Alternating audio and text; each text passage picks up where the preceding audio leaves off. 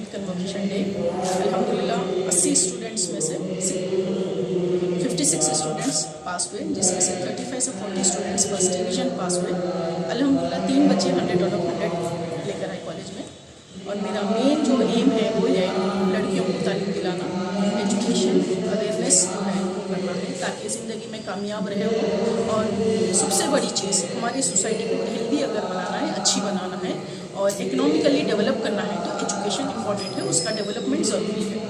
उसी मकसद से कॉलेज में स्टार्ट की थी 2007 में, ताकि जो है सो लड़कियों को बेहतर से बेहतर तालीम लेने का हासिल करने का मौका मिले और ज़िंदगी कामयाबी से गुजार सकें।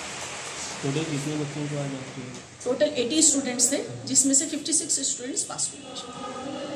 और कि बॉयज़ का इतना अच्छा रिजल्ट आया अल्हम्दुलिल्लाह, वरना बॉयज़ जो है सो डिग्री पास करना उनके लिए तो ज़रा मुश्किल हो जाता है। लड़कियाँ हमेशा रिजल्ट लाते, आपके लड़के रिजल्ट लेकर आए। कितने बॉयज़ और कितने गर्ल्स?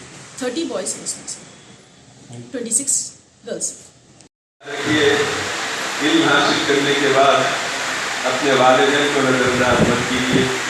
तुम्हारे घर में अगर कोई सबसे बड़ी नेमत अल्लाह की कुदरत, अल्लाह का इनाम है, तो तुम्हारे माँ बाप। आज जो लोग खुशकिस्मत है जिसके माँ बाप बग़ैर हयात हैं, ज़िंदा हैं, तुम मेहनत करो, तरक्की करो और माँ बाप की दुआओं से तुम आगे बढ़ोगे। तुम्हारी तरक्की दिन दुगनी रात चौगनी हो जाएगी। दुनिया परेशान हो जाती है बाद लोगों को देखकर कि इसके पास कुछ भी नहीं है लेकिन तरक्की कर रहा है। तो पहले तो अल्लाह को तरसाना उसकी तरक्की पे, दूसरे माँ बाप की दुआओं में अल्लाह ने बड़ी ताकत रखी है। दुनिया वाले दुआ देते हैं, बहरहाल दुआ होती है, लेकिन हमारे मजहब में, इस्लाम में तालीम दी गई कि सबसे बड़ी ताकतवर दुआ माँ बाप की होती है, जो औलाद के हक़ में माँ बाप करते हैं। अल्लाह का इरशाद है, मैं वो माँ बाप की दुआ को चाहता हूँ कि तालीमी मैदान में आपको अगर किसी वक्त किसी काम की ज़रूरत पड़े तो आप आधी रात को आवाज़ दीजिए। मजलिस आम मुस्लिमीन आपकी खिदमत के लिए तैयार है। हम भी चाहते हैं कि हमारे लोगों को तालीम के ज़रूरत से आरास्ता होकर अपने लोग आगे बढ़े। मौजूदा हालात में गरीब से गरीब औरतों ने, मर्दों ने ये तय किया कि हम जो बगैर तालीम के मुसीबत उठाएं, अपनी औलाद को उठाने नहीं देंगे।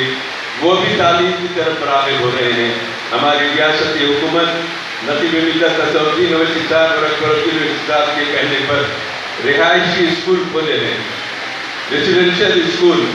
वो गरीब लोग जिसके पास पैसा नहीं है, पढ़े पर बैठ के कारोबार करते हैं, अगर उनको तालीम के ज़ेवर से आरास्ता करे, यही बच्चे बढ़ चढ़ कर आगे बढ़ेंगे, माँ बाप का नाम रोशन करेंगे।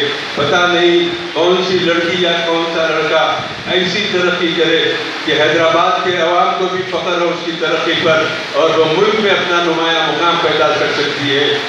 बशर्ते उसमें जुस्तजू हो, अज़्म हो, हौसला हो, यकीनन आगे बढ़ सकती है, अपनी तकदीर की वो मालिक बन सकती है। इनखिलाफात की फितरत तुम्हें मालूम नहीं, अज़्म के सामने तकदीरें बदल जाती है। शुक्रिया खुदा। मामूली चीज़ नहीं है वो। बहरहाल ये यहीं तक खत्म नहीं होती है बात। ये जद्दोजहद का दौर चलता रहा। अगर मैं बोलूँ तो she was all alone, no financial support and no personal support. God above and she was down, just to go and meet. इसी तरह आप सबको जिंदगी में कामयाबी एक ही नहीं हासिल